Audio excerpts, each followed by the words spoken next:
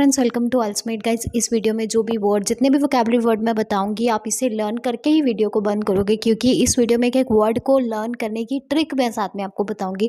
यानी कि आप लाइफ टाइम इस वर्ड को लाइफ टाइम के लिए लर्न कर लोगे और कभी भी आप इन वर्ड्स को देखोगे आपको मीनिंग इजीली याद आ जाएगा। तो that is my guarantee if you watch this video. तो जो फर्स्ट वर्ड है उसका मतलब है बना बोरिंग, और इसकी ट्रिक क्या है। बनाउजिक इज द वर्ड। बनाउजिक बनाउजिंग का मतलब है बोरिंग। एंड अब इसे ऐसे याद रख सकते हैं जैसे कि हमारी लाइफ बिना म्यूजिक के कैसी होती है। बिना म्यूजिक बोरिंग, एंड बिना म्यूजिक साउंड कर रहा है बनाउजिक से। बनाउजिक मीन्स बोरिंग।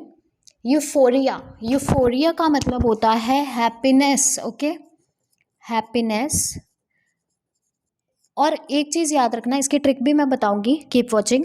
यूफोरिया का मतलब हैप्पीनेस होता है, हैप्पी नहीं होता। ये उन स्टूडेंट्स के लिए जिनका बेस खराब होता है, वो क्या करते हैं, हैप्पी की जगह पर भी यूफोरिया लगा रहे हैं, हैप्पीनेस की जगह पर भी।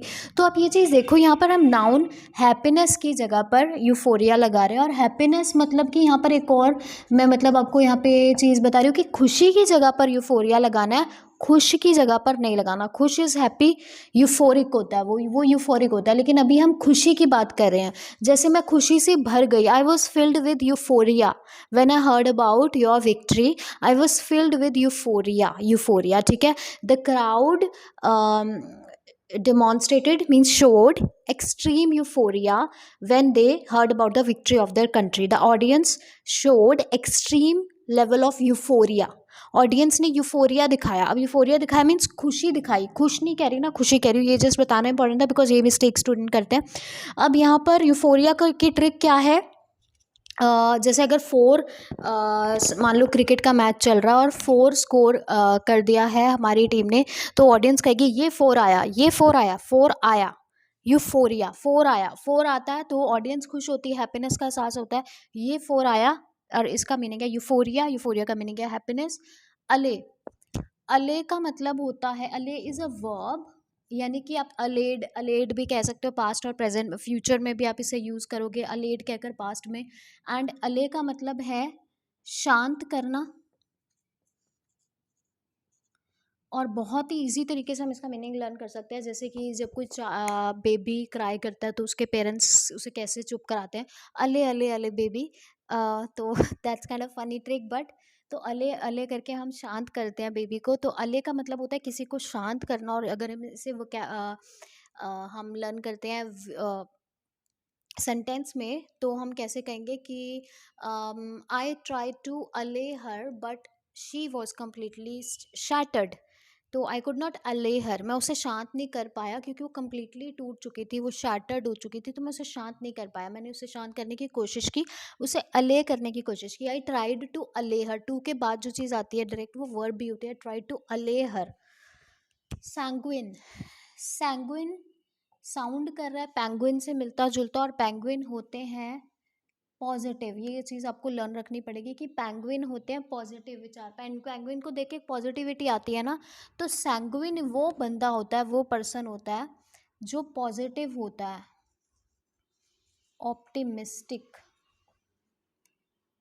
या सॉरी, ऑप्टिमिस्टिक होता है जो पर्सन, उसे हम कहते हैं सैंग्विन।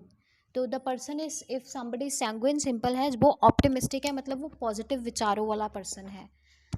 कॉम्प्लेसेंट, अब कॉम्प्लेसेंट का मतलब तो है सेटिस्फाइड, लेकिन इसे हम लर्न कैसे करेंगे।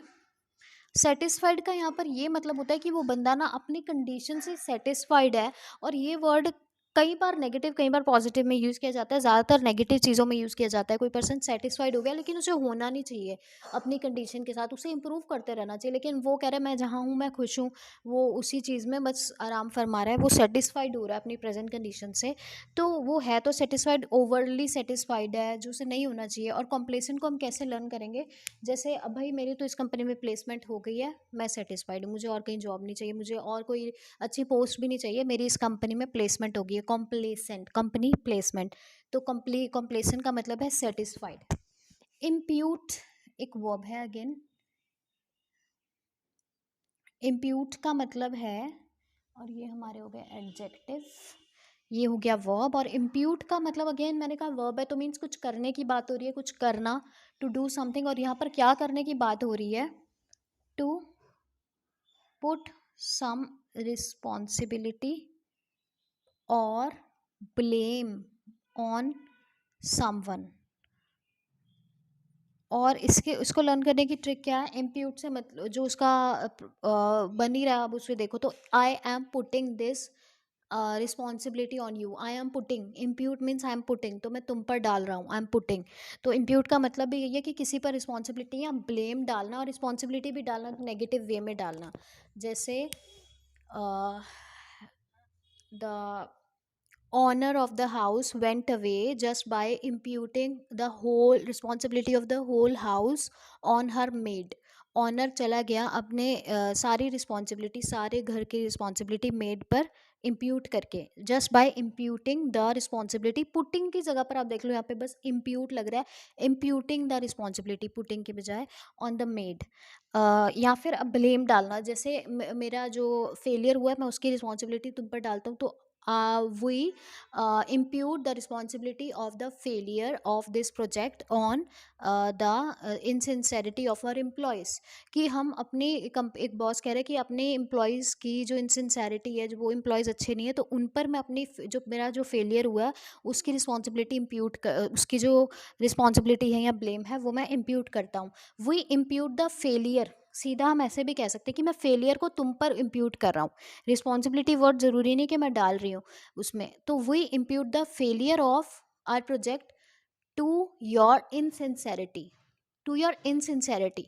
मैं अपना जो फेलियर है तुम्हें तुम्हारी इनसिंसेरिटी को इम्प्यूट करता हूँ। इसको देखो कैसे इसमें यूज़ हो रहा है, यहाँ पर टू भी यूज़ हो रहा है, to your insincerity. prepositions you have to note down। I impute the failure of my project to your insincerity। And इसके जो सिनोनिम्स होते हैं, एट्रीब्यूट भी कहते हैं उसे, एट्रीब्यूट, एस्क्राइब, ASCRIBE। एस्क्राइब भी सिमिलरली यूज़ कर सकते हैं, I ascribe the failure of my project to you और योर इनसिंसेरिटी। अब ये वर्ड देखने में टफ लग रहा है but it is not that tough. Obstreperous, obstreperous है, पहले इसका मीनिंग लिख देते हैं, जब कोई नॉइजी और आउट ऑफ कंट्रोल हो जाए। अब यहाँ पर इसका मीनिंग है नॉइजी होना, ठीक है।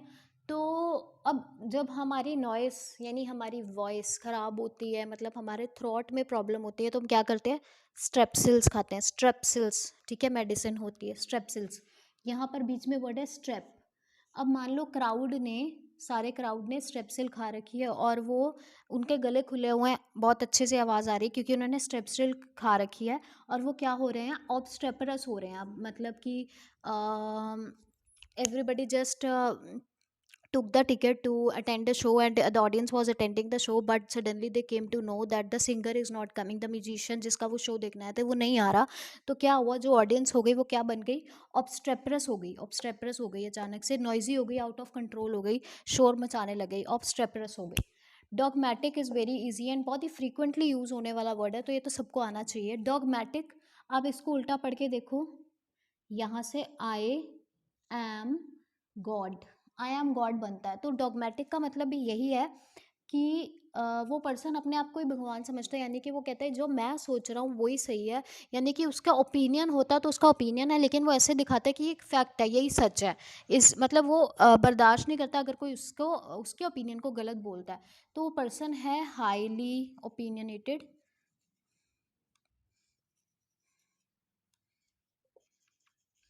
एंड सेल्फ प्राउड कह सकते हो। तो लेकिन आपको मीनिंग मैंने डिटेल में बता दिया, बस वही उसका मीनिंग है। प्रैग्मेटिक, प्रैग्मेटिक वैसे यहाँ पर क्लियर है, बन रहा है प्रैग्मेटिक से प्रैक्टिकल। तो आगे से जब भी प्रैक्टिकल वर्ड आपने यूज़ करना है प्रैग्मेटिक यूज़ कर सकते हो। जैसे the girl wanted to fly on the plane but due to but she took a pragmatic decision because of travelling in the train because of her financial conditions. कि वो plane से जाना चाहती थी बट उसने प्रैग्मेटिक यानी practical decision लिया to go through the train because of her financial conditions. तो these were the words, let me know if you want more videos like this. अगर आप इसी तरह से वोकैबुलरी हमेशा लर्न करना चाहते हो, और इससे क्या होगा कि सिर्फ एक वीडियो देखने से कितने सारे वर्ड्स आपकी वोकैबुलरी में गारंटी के साथ ऐड हो गए हैं कि आप इन्हें भूल नहीं पाओगे। बस आपको एक बार पढ़ने की ज़रूरत है कि हाँ ये इसका मीनिंग था। इवन अगर मैं मीनिंग्स छुपा भी दूँ तो भी आप खुद ही इनके मीनिंग्स बता सकते हो, इतनी अच्छी तरह से इस वीडियो में आपको वोकैबुलरी लर्न हो गई है। Thank you so much.